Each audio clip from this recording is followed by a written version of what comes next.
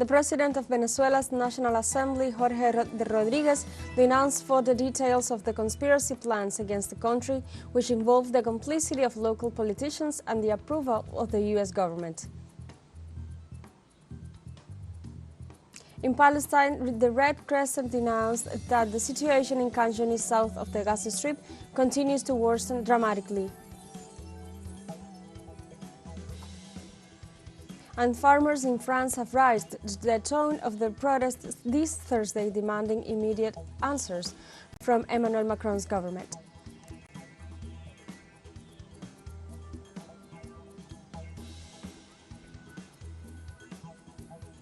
Hello and welcome to From the South. I'm Alejandra Garcia from teleSUR Studios in Havana, Cuba. We begin with the news. The first meeting of the Joint Venezuela-Guyana Commission is underway in Brazil to address the issues related to the case of the Essequibo. The ministers of foreign affairs of both countries will meet this Thursday to address the issues related to the roadmap of the Guyana-Essequibo dispute agreed between Venezuela and Guyana. On behalf of the Venezuelan delegation, the meeting will be attended by Foreign Minister Iván Gil, the Minister of the People's Power for Eco-Socialism, Josué Lorca Vega, and the agent at the International Court of Justice, Samuel Moncada. Meanwhile, on behalf of Guyana, the Foreign Minister Hugh Hilton Todd and his work team are participating. Furthermore, they are accompanied by the Community of Latin America and the Caribbean States, the Caribbean Community, and the United Nations Organization.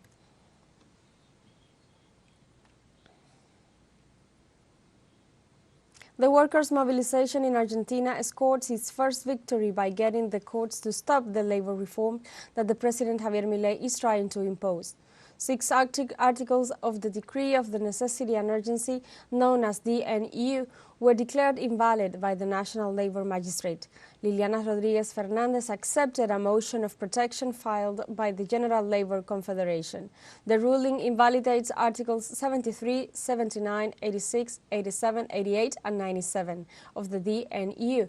All of them referred to the regulation of the form of payment of salaries, treatment and of overtime, and collective bargaining agreements. These articles will only be enforced if the Congress ratifies them before February 15th. In Argentina, the workers' unions has demanded the parliamentarians reject the government's law that violates the rights of citizens. This is what the union leaders said in front of more than 1.5 million people gathered in the surroundings of the Congress in the capital city on Wednesday. The general day of strike against the economic adjustment measures and the omnibus bill was felt all over the nation as well as in Buenos Aires. The demonstration of discontent was forceful. In front of the multitude, the workers' union leaders called on the parliamentarians not to negotiate in the dark the laws that violates the rights of the working class.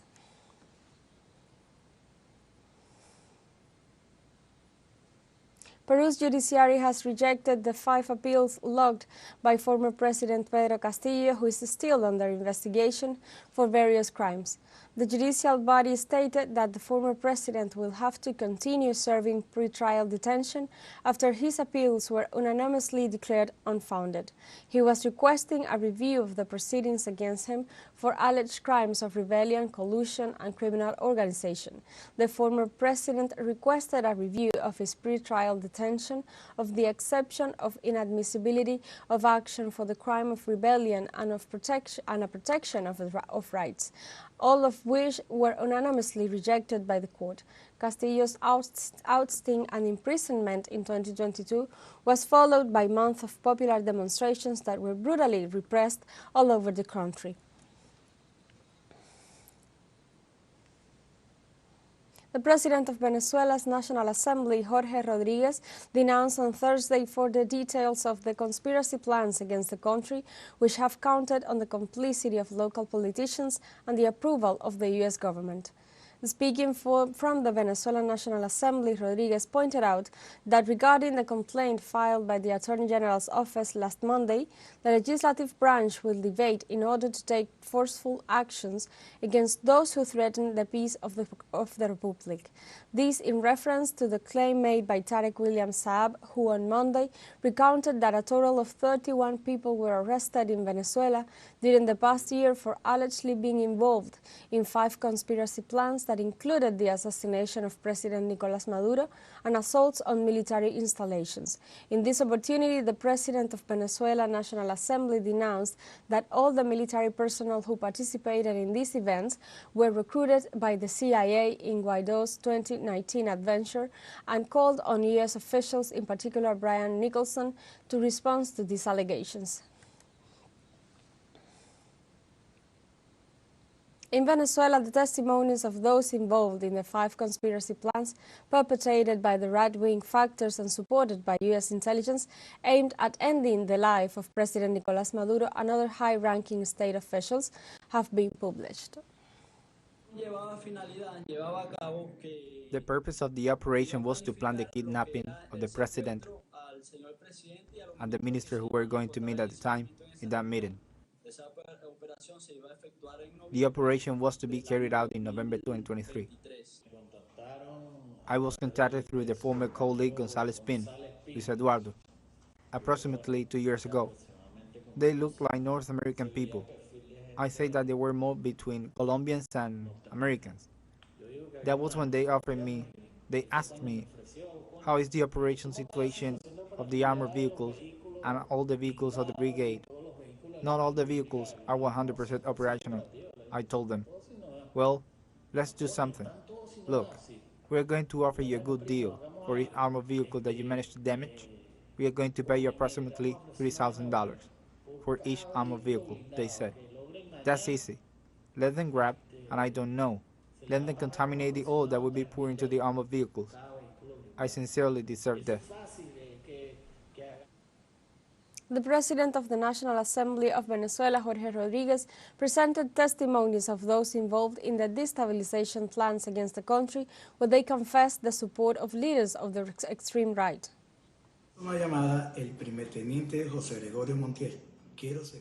First Lieutenant José Gregorio Montiel made a call to me. I want to kidnap President Nicolás Maduro, the Minister of Defense, Padrino López. Put them in a war tank I have, but what I want is to kidnap and kill them. To demand the release of Commander Marín Chaparro, who is in the DGCIM headquarters. Through all this, I also have some personnel outside who are going to support me. There are 10 people, and he tells me, the one who is helping me in the logistic part, who is financing me, is General Cliver Alcalá, and also supporting me on the political part. She will support us in the entire plan, if the entire plan is given. She will support us in the entire plan, if it's given. And also, she will support us on the political prisoner side. In Ecuador, the Economic Development Commission of the National Assembly approved on Wednesday to debate the proposal to raise the value-added tax, or VAT. 5 votes in favor and 4 against from the Citizen Revolution Movement and the Social Christian Party gave way to the regulation, which foresees an increase of 12 to 15% for 2 years and 13% permanently. The parties that oppose the measure presented alternatives to avoid the tax increase that will impact the pockets of the citizens. However, Valentina Centeno, parliamentarian and president of the Commission, ruled out discussing these reports with the minority. Finally, in addition to a mixed VAT increase, the bill provides for a contribution of between 15 and 25% to banks with profits over 10 million.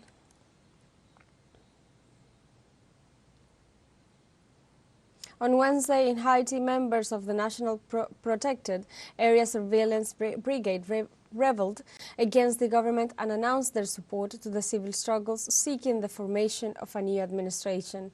In this context, members of the Haitian Protected Areas Brigade also rejected the Haitian Prime Minister's dismissal of their commander, Jean-Tel Joseph, and demanded that the Haitian government respect humble and hard-working people who want to build a better nation. The dismissal occurred after members of the Vigilance Brigade expressed that they are supporting the people in their claim against the current administration. In this sense, the military called on the people to revolt against the government of Ariel Henry.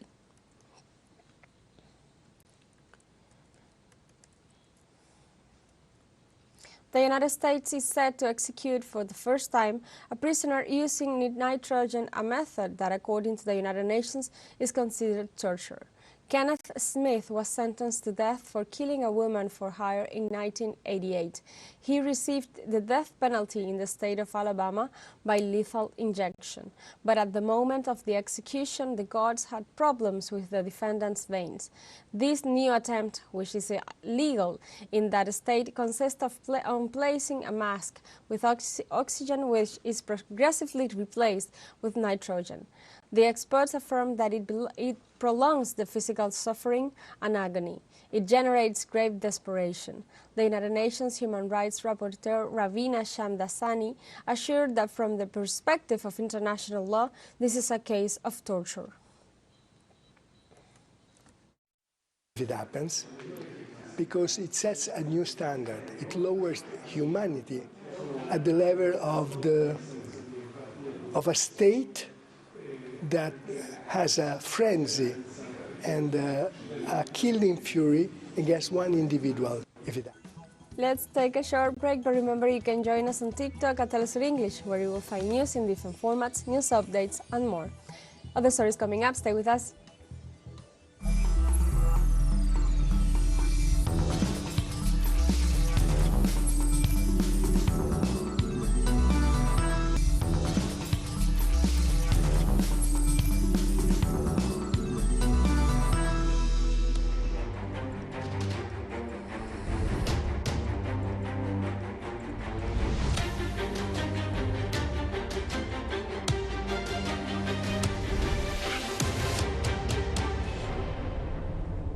Welcome back. In Palestine, the Red Crescent announced that the situation in Khan Yunis, south of the Gaza Strip, continues to worsen dramatically. Jagan Chapagain, the Secretary General of the International Federation of the Red Cross and Red Crescent Societies, expressed his concern. He affirmed that the headquarters have been attacked by the troops of the occupant. In the bombing on Wednesday, 3 civilians sheltering in their facilities were killed. The United Nations office in Gaza ratifies the situation, assuring that the hospitals Nasser al-Mala Al-Aqsa and the Red Crescent ambulance headquarters are completely besieged. No one can leave or enter, including 400 kidney patients requiring urgent treatment.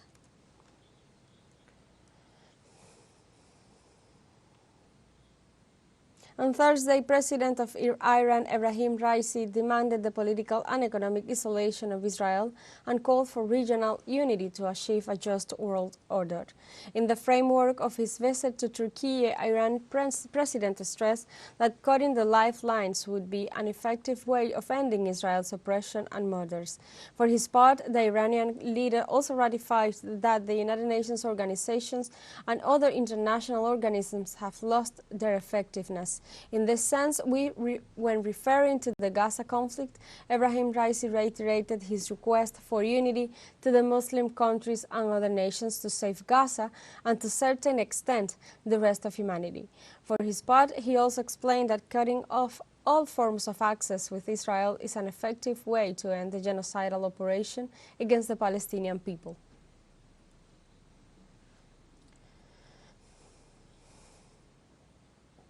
In Kenya, human rights activists that held a protest in solidarity with Palestinians on Thursday were hit with tear gas by police in Nairobi. Human rights activists in Kenya that held a protest in solidarity with Palestinians on Thursday were hit by tear gas by police. The protest came as the German Foreign Ministers was in the country during her fourth-day tour of Africa. Germany is a strong supporter of Israel's siege on Gaza, and it is set to intervene in the genocide case against Israel at the International Court of Justice. The health ministry in Gaza says more than 25,700 people have been killed and another 63,000 wounded in the enclave since the beginning of the Israel attacks. The Nairobi protest was dispersed by police and some of the activists were arrested. Today was supposed to be a peaceful solidarity march, and yet there was a permit that circulated, at least in the in the poster for this protest, and we expected it to be a very peaceful affair where we show our solidarity, but what we have experienced today was we feel it was unfair. Like we were targeted with tear gas and threatening by the police, and some of our colleagues have been arrested. On Thursday, Palestinian media highlights the story of a girl who, at just 9 years old, is following in the footsteps of renowned journalists like Wael al-Dahdoh. She is Lama Abu Jamos, tells the story of war-torn Gaza and the resistance of her people with a phone in her hand. Lama's family was forced to flee their home in Gaza City to Khan Yunis and then displaced to Rafah in the south. Her uncle says Lama showed a great talent for engaging in discussions from a very early age. When the war started, they realized that Lama had something to say when she picked up the phone and started blogging to talk about the situation in Gaza. Lama, whose father is also a journalist, started capturing what she was witnessing and living in Gaza with her mother's phone and uploading it to her Instagram page. Her blog has now more than 750,000 followers.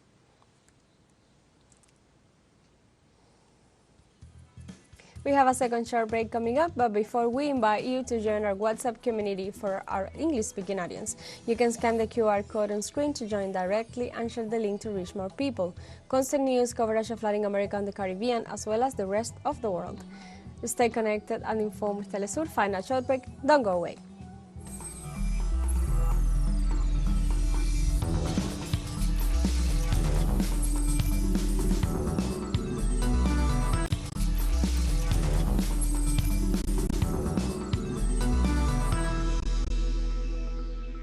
Welcome back to From the South. Farmers in Brittany in France have raised the tone of their protest this Thursday. In addition to blocking roads, they are dumping crops and building bonfires as they demand immediate answers from Emmanuel Macron's government.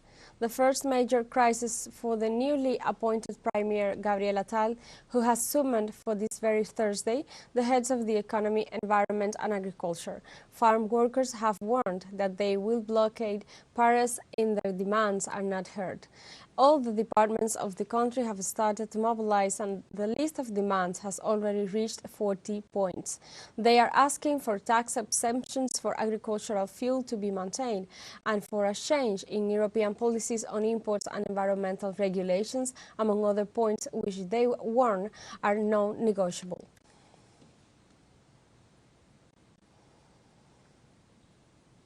The Russian government on Thursday called the shutdown of a plane carrying prisoners by Ukrainian forces a terrorist act. In this regard, Kremlin spokesman Dmitry Peskov pointed out that the action ordered by the Kyiv government was a monstrous act. In this way, Peskov recalled that the exchange of prisoners is a silent and agreed act aimed at guaranteeing the lives of those who are part of the conflict. In this sense, the government of Vladimir Putin repudiated the fact that Ukraine killed 65 soldiers of its own troops and demanded an investigation by international organizations. On the other hand, Peskov added that this will probably affect the prisoner exchange agreement and also regretted the death of 9 Russian soldiers in the incident. In this context, on Thursday, at Moscow's request, the United Nations Security Council meets to discuss the accusation against Ukraine of having shot down a Russian military transport plane in which 74 people, mostly Ukrainian prisoners of war, were killed. The plane's black boxes have already been recovered to be transferred to Moscow, where they will be examined in a defense ministry laboratory. Moscow's investigation is also based on the moments before the plane crash. Russian radar allegedly recorded the launching of 2 missiles from the Ukrainian region of Kharkiv, bordering Belgorod, according to an official statement from the Russian authorities. The theory has neither been confirmed nor rejected by Ukraine.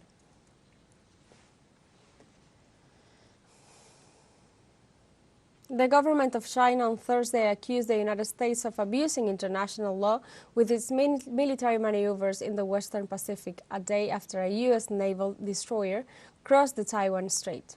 In this way, Defense Ministry spokesman Wu Qiang stated that the activity of the U.S. aircraft and warships at the gates of China is the root cause of the problems between the two military powers. For his part, Wu Qiang said the U.S. side should stop abusing international law, cease all dangerous and provocative behavior, and strictly restrict the activities of frontline troops. In this regard, the statements said that no member of the international community should be intimidated or coerced into giving up their rights and freedoms, and added that China is willing to resolve this issue through dialogue. China has noticed that after the conclusion of the election in the Taiwan region, the US has taken a series of negative moves, sending wrong signals to the Taiwan independence forces. These actions violate the One China principle and the provisions of the 3 China-US joint communique, and go against the repeated commitments by the US leaders not to support Taiwan independence, 2 Chinas or One China, One Taiwan, and not to seek to use the Taiwan issue as a tool to contain China. On Wednesday, 57 migrants, among them 7 minors, were rescued 5 kilometers from the coast of the city of Dakhla in the occupied Western Sahara. For their part, the Moroccan authority reported that the boat in which the migrants were found, all of sub-Saharan origin, was heading to the Canary Islands. In this sense, the Moroccan authority assured that the migrants received medical attention before they left, transferred to Dakhla at the disposal of the Royal Gendarmerie. According to the official records in 2023, about 87,000 migrants in an irregular situation with destination to Spain were intercepted.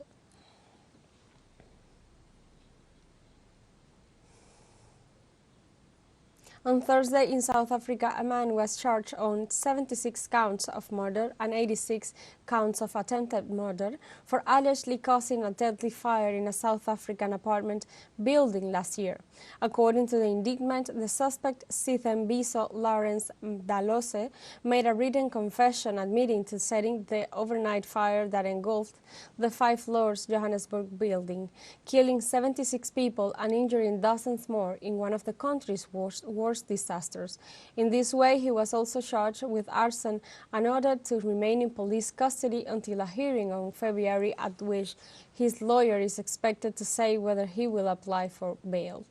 Elsewhere, the prosecutor's office emphasized that the suspect stated to the investigation that he was a drug user and that he set the fire that night while trying to hide the body of a man he had killed in the basement of the building.